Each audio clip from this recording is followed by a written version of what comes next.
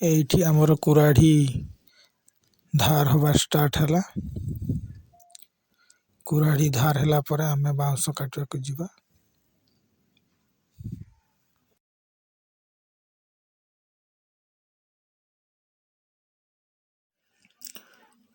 ଏଇ ତ ବୁଢ଼ା ଆମର ଷ୍ଟାର୍ଟ କଲାଣି, ତାପରେ ତ କାଟିବା ଷ୍ଟାର୍ଟ ହେଇଯିବ ଆଉ।